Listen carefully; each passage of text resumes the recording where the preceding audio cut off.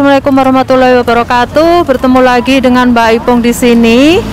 Gimana kabarnya teman-teman semua? Saya sekarang di sini di taman yang teman-teman juga yang lainnya pada duduk-duduk di sini beristirahat, dan saya bertemu dengan senior YouTuber senior Mbak Ika. Halo. Mbak Ika Rasti. Dan saya merasa bangga sekali bertemu dengan Mbak Ika. Saya mau belajar banyak gimana sih menjadi YouTuber yang sukses. Oke. Dan kali ini kita mau Q&A sama Mbak Ika Rasti. Ya. Oke, pertanyaan pertama. Oke. Mbak Ika sudah berapa lama di Hong Kong? Saya di Hong Kong sejak pada tahun 2007 ya teman-teman. Jadi waktu itu saya lulus SMA Mbak ya. Jadi waktu itu belum menerima ijazah. Saya udah masuk PT. Jadi selesai ujian saya udah berangkat ke PT, dan pada waktu itu 2007 sekitar 3 bulan aku di PT. Bulan 11 saya udah ada di Hong Kong. Wow. Dan sampai sekarang cuma pulang setiap 2 tahun sekali untuk cuti kayak gitu. Selama itu gimana Mbak di majikannya? Kalau majikan saya udah sekarang itu majikan yang pertama dulu aku di Fanling 2 tahun jaga anak kecil waktu itu ya, dan waktu itu masih banyak sekali gaji under pay kayak gitu Mbak. Jadi waktu itu saya seperti kayak digaji di bawah, kalau kayak di bawah standar kayak gitu. Jadi kalau tanda tangannya itu dikontrak 3.000, waktu itu gaji masih 3.400 sekian kayak gitu, tapi sebenarnya setiap gajian itu saya cuma menerima 1.800. Wah, jadi kayak waktu zaman dulu itu kayak pembohongan kayak gitu masih merajalela teman-teman. Dan sempat juga waktu itu selama kurang lebih 22 bulan ya, nggak sampai 2 tahun majikan saya pernah saya tuntut. Wah. Dan akhirnya berhasil, nggak tahu apa, kita mencari jalan damai kayak gitu. Jadi majikan saya sudah takut nggak sampai untuk sidang kayak gitu. Oh begitu, iya. Terus yang kedua itu juga jaga nenek pernah di Chung Wan Oh, cuma bertahan 1 bulan karena neneknya meninggal. Terus setelah itu yang ketiga itu sampai lama 8 tahun, yaitu paling lama sekali di Singi. Dan yang terakhir ini di majikan yang sekarang yaitu di Lantau. Oh gitu. Berapa tahun? Yang di sini 8 tahun. Yang sama yang di Lantau itu ya? Bukan, yang di Lantau ini adalah majikan baru. Oh, majikan baru.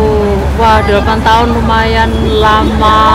Ya ampun. Paling lama itu majikannya karena lumayan baik, terus bebas lah pokoknya kayak gitu teman-teman. Jadi kalau kerja di Hong Kong itu pasti ada kayak plus dan minusnya kayak gitu. Betul.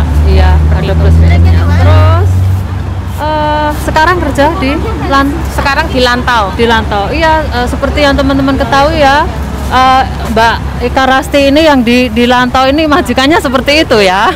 Terus saya mau tanya gitu, alasan apa sih Mbak yang melatar belakangi bertahan di rumah majikan yang pelit, super pelit seperti itu? Kalau menurut saya teman-teman sebenarnya kalau pindah majikan itu sebenarnya bisa aja, tapi kebanyakan kita itu kenapa kita nggak mau pindah? Kita itu kalau adaptasi teman-teman, adaptasi itu yang paling sulit kayak gitu. Ya kalau pindah kita mendapatkan yang lebih baik. Kalau tidak kayak gitu teman-teman. Dan belum lagi kita membayar agent, belum lagi kita harus menunggu beberapa bulan kayak gitu. Misalnya kalau nggak tahu ya sekarang kalau ada COVID kita masih menunggu di agent atau apa, saya nggak tahu. Tapi biasanya kalau interminate memang kita harus keluar uang. Betul. Kemudian kita juga masih harus nunggu beberapa bulan kayak gitu ya. Beda sekali kalau kita finish kontrak teman-teman. Dan adaptasi itu seperti istilahnya kita kayak main roller coaster kayak gitu. Kita menghadapi karakter majikan yang baru. Terus misalnya seperti ini teman-teman, sekarang majikan saya kalau saya masak seperti ini udah cocok, belum tentu kalau saya pindah ke majikan lain menyukai masakan saya seperti itu. Dan hal seperti itu yang sangat-sangat sulit gitu loh teman-teman, adaptasi. Betul, karena saya ini sudah mengalami adaptasi berapa kali, jadi rasanya itu seperti nangis gitu adaptasi ya Mbak ya. Karena kan harus ganti kayak suasana baru, mulai dari masakan, terus karakter majikan antara majikan yang satu dan yang lain itu juga kan pasti berbeda. Dan sama berarti perasaan saya itu itulah alasannya kenapa ini. selama masih bisa. Kalau masalah makanan, selama saya masih bisa beli, saya masih bisa inilah. Iya, gitu. Oh ya, Mbak Ika Rasti ini juga YouTuber senior yang sudah wow gitu, yang view-nya sudah wow gitu, ya ampun, saya sampai wah gimana ya, saya juga mau belajar gitu menjadi YouTuber yang seperti Mbak Ika gitu. Terus sejak kapan gitu menjadi YouTuber, Mbak? Sebenarnya saya memulai bikin vlog waktu itu ya teman-teman, itu udah di majikan yang lama waktu di sini, tapi waktu itu saya udah mau finish kontrak. Iya. Maaf, suaranya. Dan waktu itu alasan saya kenapa kok saya kepingin itu karena yang pertama itu kayak pengen tak buat kayak kenang-kenangan gitu loh Mbak. Yeah. Jadi ketika nanti kita pulang ke Indonesia, oh dulu aku itu di Hongkong pernah seperti ini kayak gitu. Jadi misalnya ya, namanya orang kita ketika pulang nanti berarti oh dulu aku pernah seperti ini, pernah seperti itu ya, seperti itulah kurang lebihnya. Gitu. Intinya ya buat kenang-kenangan kayak gitu aja teman-teman. Jadi bisa dibuat cerita nanti ke anak cucu kita kayak gitu. Oh betul.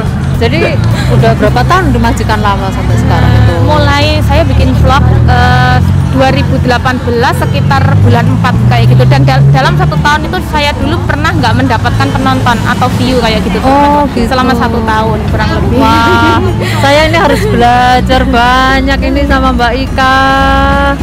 Waduh, saya sampai sudah seperti artis sukanya. Ya gitu. Jadi ini ya, ini seperti ini juga menjadi ketertarikan gitu untuk menyimpan kenang-kenangan daripada kita betul. Kita video nggak kita ini juga ini betul. Kalau di YouTube kan sampai berapa tahun pun masih ada. Iya, betul. Terus sekarang apa ya?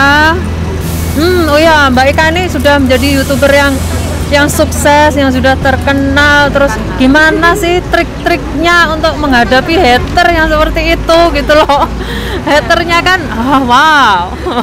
Maksudnya ada ya yang begitu banyak viewer, begitu banyak itu mesti ada hater. Pasti namanya orang ya, jangankan di dunia, maksudnya di media sosial kayak gitu ya. Istilahnya kita di dunia nyata aja kadang tetangga aja ada yang suka betul. Kayak gitu. Jadi betul. Saya menanggapinya istilahnya kayak gini, ngapain sih aku nggak kenal sama mereka gitu.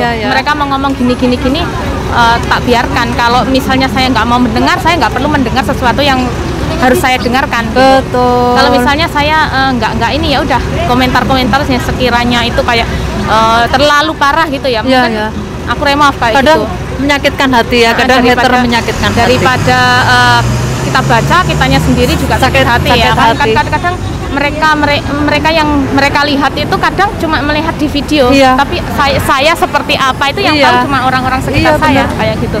Tapi terkadang kita juga manusia biasa.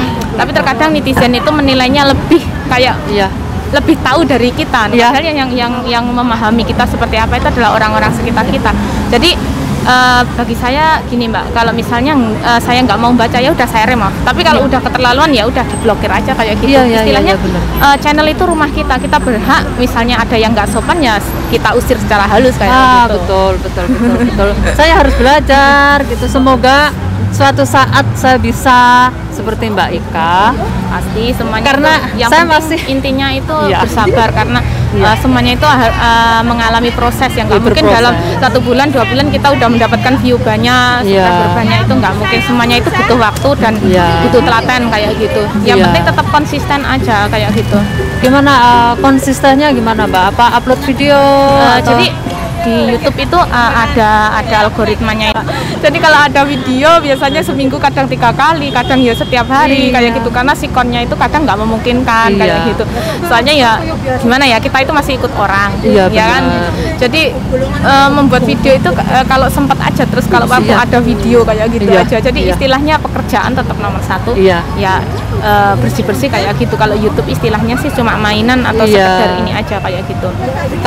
Kalau saya ini di rumah majikan malah nggak pernah keluar, nggak pernah belanja. Pokoknya hari biasa di rumah terus, nggak ngapa-ngapain. Jadi upload video itu mesti kalau libur gini cari konten sebanyak-banyaknya. Terus karena saya pemula ya, saya saya berusaha untuk konsisten upload video selama yang penting seminggu minimal kalau bisa ya 1 minggu 2 kali itu. Oke, iya. Yang penting kita nanti kita nggak tahu video mana yang akan meledak, nanti ketika video meledak pasti video yang lama juga akan ikut naik. Iya. Itu. Ini saran dari senior kita, mungkin teman-teman yang di luar sana yang menjadi YouTuber juga begitu, konsisten aja upload video. Karena jadi, ya buat teman-teman yang ada di rumah yang mungkin baru memulai, intinya ya tetap konsisten, sering-sering aja upload video, pasti suatu saat pasti akan ada video yang meledak dan itu nanti akan membawa subscriber itu intinya akan menjadi bonus teman-teman, tanpa dicari pasti akan datang sendiri. Kayak gitu. Semoga saya seperti Mbak Ika. Oke, terima kasih banyak ya Mbak Ika atas waktunya. Dan sudah mau bertemu dengan saya yang masih pemula sekali. Saya masih 4 bulan. saya masih baby 4 bulan ya, YouTuber baby ini 4 bulan. Dan mungkin sekian dulu ya Mbak Ika ya. Terima kasih banyak Mbak Ika. Oke, terima kasih teman-teman yang sudah menonton. Sampai ketemu di videonya Mbak Ipo. Ya, dan sama Mbak Ika juga ya. Mbak Ika Rasti ya. Ya. Ini pertama kali bertemu. Oke, sampai jumpa lagi teman-teman. Bye. See you next time. Thank you.